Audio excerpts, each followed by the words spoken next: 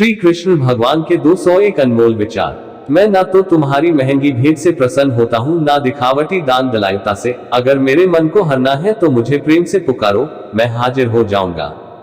अवास्तविक चीजों को लेकर मन में कभी डर पैदा मत होने दो। वो वास्तविक नहीं है, वो ना तो कभी था और ना कभी होगा। इसके विपरीत जो वास्तविक है वह हमेशा से था और उसे ना तो बदला जा सकता है ना कभी नष्ट किया जा सकता है। जो मनुष्य किसी अच्छे काम में लगा हुआ होता है, आने वाले समय में उसका अंत कभी बुरा नहीं होता है। मनुष्य अपनी 3 प्रमुख कृतियों द्वारा नरक के द्वारा पर पहुंचता है। वे तीनों कृतियां काम, क्रोध और लोभ है। मनुष्य का समस्त निर्माण उसके विश्वास के फलस्वरूप होता है। जैसा वह सोचता है उसी के अनुरूप वह बनता है। परिवर्तन इस संसार का नियम है। एक नजर में तुम असीम संपत्ति के मालिक बन सकते हो, दूसरी नजर में तुम दरिद्र बन सकते हो। एक इंसान के रूप में इस धरती पर तुम्हारे कुछ कर्तव्य है। अनिवार्य रूप से अपने कर्तव्य को निभाओ। किसी से सच्चा प्रेम होना शुद्धता और दिव्यता का प्रतीक है। जो कुछ भी हुआ है उसमें तेरा कोई योगदान नहीं है, इसलिए तुम्हारी सारी परेशानियां व्यर्थ है। हर चीज की शुरुआत मुझसे होती है और खत्म भी मुझ पर आकर ही होती है। इंद्रियों से मिलने वाला सुख सच्चा नहीं होता है। इंद्रियों का सुख पहले तुमको अमृत की मिठास देगा, लेकिन बाद में तुम्हारा विनाश कर देगा। तुम अपने जीवन को सार्थक बना सकते हो, लेकिन इसके लिए तुम्हें मेरी शरण में आना पड़ेगा। अगर तुम्हें मेरी बातें अटपटी लगती है तो तुम्हें अपने नजरिए को बदलने की जरूरत है। अभी तुम चीजों को उस तरह से नहीं देखते हो जिस तरह मैं देखता हूं। अगर एक बार तुमने मुझ पर विश्वास कर लिया तो तुम्हें जीवन में कभी निराश होना नहीं पड़ेगा। एक बार जो मुझ पर विश्वास करता है उसको मैं कभी छोड़ता नहीं हूं। जो मेरे भक्तों के साथ धोखा करता है उसके लिए मैं सबसे बड़ा शत्रु हूं। अगर किसी ने मेरे भक्त को एक बार भी धोखा दिया तो जन्मों जन्मों तक मैं उसका उद्धार नहीं करता हूं। इस देवत्व का सर्वोच्च मैं हूं। सब कुछ मुझ पर निर्भर है। अगर तुमने मेरे बारे में जान लिया तो तुम्हारा कल्याण निश्चित है। मैं हर दिल को एक मंदिर की तरह देखता हूं। जो दिल जितना सुंदर होता है वहां मैं उतना ही अधिक ठहरता हूं। भगवान श्री कृष्ण के चरण कमल इतने पवित्र हैं कि जो कोई उनकी शरण लेता है तुरंत शुद्ध हो जाता है। इस दुनिया में तुम प्रेम सभी से करो, लेकिन पूर्ण रूप से विश्वास किसी पर मत करो। अगर तुमको भरोसा करना है तो केवल कृष्ण पर करो। मन बड़ा चंचल है, इसलिए अपने मन को स्थिर रखो। उसको कभी व्यथित मत होने दो। आपने जो कुछ भी किया वो आपके साथ एक दाग की तरह चलेगा, इसलिए अपने कर्म में शुद्धि लाओ। बुरे विचार मन को दुखी और परेशान कर सकते हैं, लेकिन जब आप कृष्ण में विश्वास करते हैं तो कृष्ण स्वयं आपकी सब परेशानियां दूर करने आते हैं।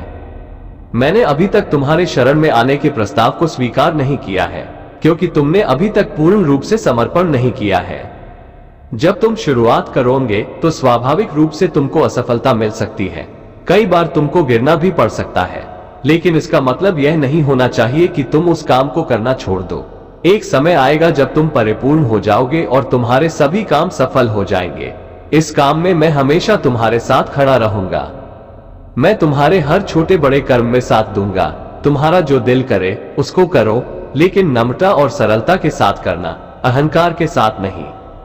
एक उपहार तब शुद्ध होता है जब उसको सच्चे दिल से सही व्यक्ति को सही समय पर दिया जाता है और बदले में कोई दूसरी उम्मीद नहीं करते हैं।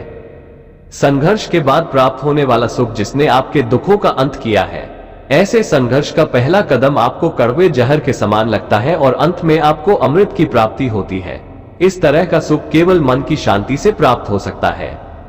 इस धरती पर आने के बाद आपका मुख्य उद्देश्य यहां से मुक्त होना है। केवल वही मनुष्य मुक्त हो सकता है जो अपने कर्मों में दृढ़ संकल्प के साथ स्थिर है और सुख दुख को समान रूप से सहन करता है। जो मनुष्य अपनी आत्मा की बात सुन सकता है वो मुझसे बात कर सकता है और देख भी सकता है। अपने सभी कर्मों को कृष्ण पर केंद्रित होकर करो। आसक्ति को त्याग दो। सफलता और असफलता को एक समान दृष्टि के साथ देखो, क्योंकि आध्यात्मिकता का अर्थ ही होता है समभाव। वो मनुष्य जिसने घृणा को त्याग दिया, जो सभी प्राणियों के साथ समान व्यवहार करता है, जो सुख दुख और दर्द पीड़ा से अप्रभावित है, जिसके अंदर करुणा भरी हुई है और मन शांत है, उसने सही मायने में मुझे प्राप्त कर लिया है। यही वो मनुष्य है जिसको मैं सबसे अधिक पसंद करता हूं। इस विशाल संसार में तुमको केवल कर्म करने की छूट है। इसके अतिरिक्त फल की इच्छा और स्वार्थ सब निरर्थक है। ये सोचकर कभी किसी काम की शुरुआत मत करो कि इसका तुमको कोई फल मिलेगा। बिना किसी लालसा के कर्म करो। जो आदमी मुझे हर चीज में देखता है और मेरे होने के एहसास को अनुभव करता है, वह मेरा सच्चा भक्त है। ऐसे भक्तों से मुझे प्रेम है। इंद्रियों का काम ही है भटकना। जब कोई मनुष्य अपना मन उनके पीछे छोड़ देता है तो समझ लीजिए कि उसने छेद वाली नाव में सवारी शुरू कर दी है, जिसका डूबना तय है। ऐसा कोई नहीं है जिसका सदियों से अस्तित्व है, और ना ही ऐसा कोई है जिसका सदियों बाद अस्तित्व रहेगा। यहाँ कुछ स्थायी नहीं है। वो सभी चमकदार वस्तुओं में प्रकाश के स्रोत के रूप में स्थित है। वो सभी प्रकार के अंधकार से परे और अव्यक्त है। वह ज्ञान का विषय है और वही ज्ञान का लक्ष्य है। वो सबके हृदय में विराजमान है। श्रीमद् भगवद गीता। तुम उसी को देख पाते हो जो तुम हो, और तुम वही जो तुम देखते हो। मैं सभी के घरों में निवास करता हूँ। मेरी ऊर्जा सभी जगह समान रूप से वितरित है। जो मुझे पहचान लेता है उसको मैं भक्ति रस प्रदान करता रहता हूँ। मैं सर्वनाश कर सकता हूँ, मेरे रुकने की वजह मेरे भक्त हैं। जिस दिन मेरे सभी भक्त मर जाएंगे, मैं सर्वनाश कर दूंगा। जो व्यक्ति अंधकार से मोहित होकर अपने कर्मों को अंजाम देता है, मैं उसके खिलाफ खड़ा होता हूं। तुम हमेशा के लिए यहां रहने वाले नहीं हो। तुम्हारा जीवन बहुत सीमित है। जो मनुष्य यहां आता है वह अपनी क्षमता को तलाशने के लिए आगे बढ़ता है।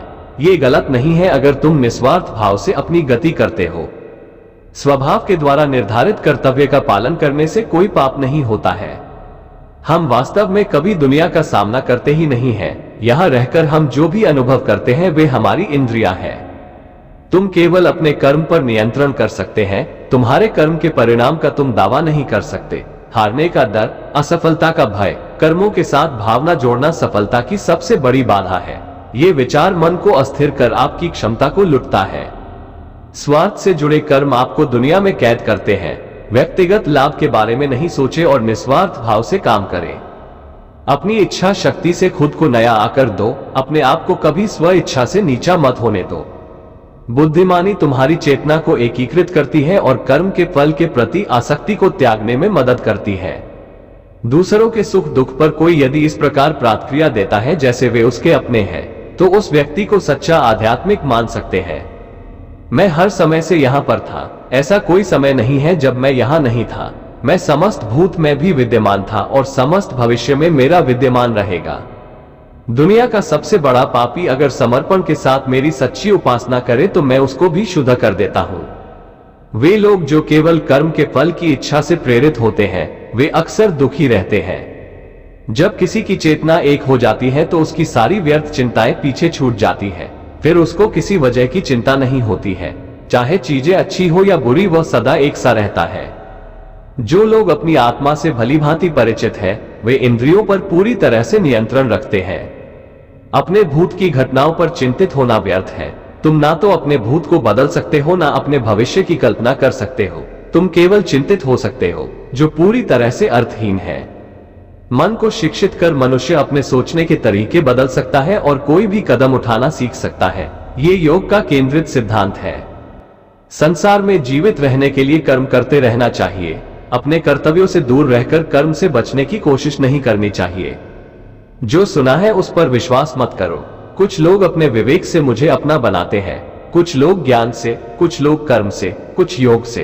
तुम मुझे किस रूप में प्राप्त करना चाहते हो, ये पूरी तरह तुम्हारे ऊपर है। तुम मुझे जिस रूप में बुलोगे मैं उस रूप में हाजिर हो जाऊंगा। तुम मेरे प्रति सदा चौकस रहो, मेरी उपासना करो, अपने हर एक काम के लिए मेरा स्मरण करो। मैं वादा करता हूं तुम मेरे प्रिय बने रहोगे।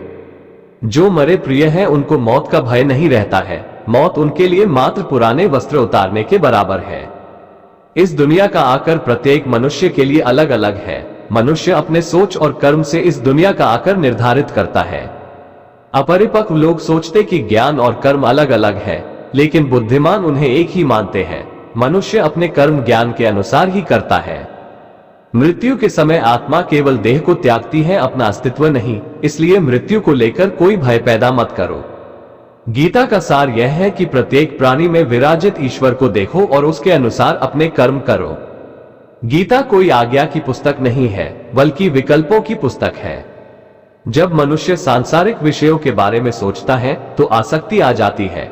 आसक्ति से इच्छा उत्पन्न होती है, इच्छा से वासना उत्पन्न होती है, वासना से क्रोध के बादल उमड़ पड़ते हैं। इसलिए ध्यान को सांसारिक विषयों से हटाकर कृष्ण में लगाओ। एक बुद्धिमान और मूर्ख के बीच केवल सोच का फर्क होता है। जिसका कर्म सात्विक है उसका निर्णय बेहतर होगा और वो मनुष्य परिणाम को लेकर भावनाओं में नहीं उलझता है। केवल इच्छाओं को वश में करने से काम नहीं चलेगा, स्वामित्व और अहंकार को भी वश में करना होगा। सात्विक व्यक्ति ऊर्जा से भरा होता है, उसका मन शांत, साधन संपन्न, दयालु और निस्वार्थ और जागरूक होता है।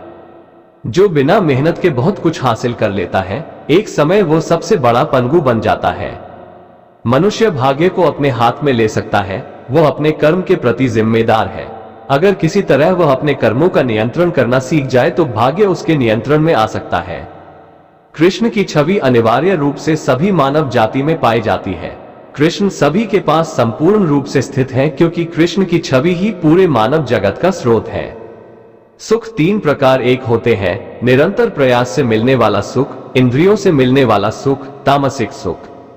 गीता स्वयं के भीतर का युद्ध है, जहां आत्म निपुणता के लिए संघर्ष किया जाता है। मृत्यु के समय जो मन में रहता है, उसी से मृत्यु का स्थान तय होता है। जो मृत्यु के समय कृष्ण का स्मरण करते हैं, वे निश्चित ही कृष्ण के पास जाते हैं, इस पर कोई संदेह नहीं करे। मेरा अंश सभी में समान रूप से विद्यमान है, इसलिए सभी एक ही है। मनुष्य को निडर, शुद्ध और आध्यात्मिक बनना चाहिए। जीवन का आनंद लो, उदार दिल से बातें करो, किसी पर क्रोध मत करो, किसी का हित मत सोचो, सभी के सद्भाव के साथ पेश आओ। कर्म का नियम कहता है कि प्रत्येक घटना का एक कारण और प्रभाव होता है। समान रूप से किए गए कार्य के परिणाम अलग अलग हो सकते हैं। ये केवल इस बात पर निर्भर करता है कि वो कर्म करता किस प्रकार है। जब मन लगता दौड़ता रहता है और इंद्रियां भटकती रहती हैं, तो ज्ञान हवा की तरह दूर भाग जाता है और एक जहाज की तरह उड़ जाता है। तुम्हारी अधूरी इच्छाएं तुम्हारी खुशी को मार देती है, इसलिए इच्छाओं की कमी एक खुशी की कुंजी है। सबसे बड़ा हत्यारा समय है, समय सब कुछ मार देता है। शांत मन, नम्रता, संयम और पवित्रता मन के अनुशासन है। मन चंचलता से भटकता रहता है, ये तुम्हारी एक नहीं सुनेगा। हर बार जब मन गलत व्यवहार करता है, तो मन को अपनी बुद्धि से मध्य स्थिति में लेकर आओ। भगवद गीता हिंदू धर्म का सबसे महान ग्रंथ है। गीता ज्ञान, अंतर्दृष्टि और प्रतिभा से ओतप्रोत है। वो काम जिसकी शुरुआत किसी अच्छे उद्देश्य के लिए की गई हो, उसका अंत कभी बुरा नहीं होता है। इंद्रियां शरीर से ऊंची है, मन इंद्रियों से ऊंचा है, बुद्धि मन से भी ऊपर है और बुद्धि के ऊपर आत्मा है, जो कि सर्वोच्च है। जो मनुष्य आत्मा को जान लेता है, वो सब कुछ जान लेता है। जिस प्रकार आग एक लकड़ी को जलाकर राख कर देती है, उसी प्रकार आत्मज्ञान आपके अंदर चलने वाले सभी द्वैत कार्यों को भस्म कर आपको आंतरिक शांति प्रदान करता है। जो मनुष्य शुद्ध हृदय से भक्ति अर्पित करता है, मैं उसको खुशी खुशी स्वीकार कर लेता हूं। जो व्यक्ति नफरत के बदले प्यार लौटाता है, वो सबसे बड़ा बहादुर और साहसी है। एक ही समय में मन में दो विचारों को लेकर चलने वालों के लिए कोई सुख का मार्ग नहीं है। जो सदा संदेह करता है, उसका इस संसार में होना सार्थक नहीं है। थोड़ा थोड़ा करके, धैर्य और बार बार प्रयास से आप अपने मन को नियंत्रित कर सकते हैं। डर वास्तविक नहीं है, क्योंकि डर की कोई वजह नहीं होती है। जिसको तुमने वजह मान लिया, वो निरर्थक है। मनुष्य स्वयं अपना मित्र है और शत्रु भी स्वयं ही है। प्रयास कभी बेकार नहीं जाता है, न कभी असफलता होती है। एक छोटा कदम भी इंसान को आध्यात्मिकता के मार्ग पर आगे बढ़ाता है। कृष्ण ज्ञान है, केवल वही ज्ञान की वस्तु है और वही ज्ञान का लक्ष्य है। शांत मन से मौन होकर कुछ क्षणों के लिए आपको कृष्ण की आंखों में देखना होगा। जब एक बार कृष्ण की आंखें आपको अंदर खींच लेगी, तो आप बाहर नहीं आ सकते हैं। एक बार में कृष्ण के सामने आत्मसमर्पण संभव नहीं है। आपको हमेशा थोड़ी और अधिक सेवा करनी होगी। इस तरह से आप धीरे धीरे उनके चरण कमलों में समर्पित हो जाएंगे। जब तक कोई कृष्ण की भक्ति में नहीं लगता है, उसको असली खुशी प्राप्त नहीं हो सकती है।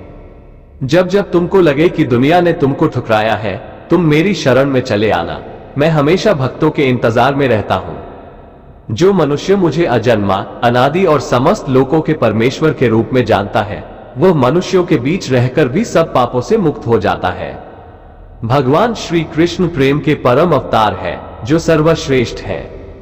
मैं तुम्हारे 100 अपशब्द सुनने के लिए तैयार हूं। लेकिन अगर तुमने मेरे मासूम भक्तों के साथ खिलवाड़ किया तो तुमको कभी माफ नहीं करूंगा। आप केवल कृष्ण पर भरोसा कर लो, अंत में कृष्ण निश्चित रूप से सब कुछ हल कर देंगे, इस तरह जैसे आपने कल्पना भी नहीं की होगी।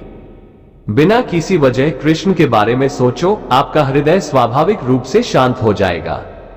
कृष्ण की सेवा करने के अलावा आपको ब्रह्मांड में सभी खुशी और प्यार देना चाहिए। अपनी माँ की सेवा कीजिए, माँ परमेश्वर के प्रेम की प्रतिमूर्ति है। तुम सब कुछ त्याग कर मेरे सामने समर्पण कर दो, मैं तुम्हें सभी पापों से मुक्त कर दूंगा। जो मनुष्य इस दुनिया में क्रोध और इच्छाओं का सामना करने के लिए सक्षम रहता है, वह अपना शरीर त्यागने से पहले योगी है, वही सच्चा सुखी इंसान है।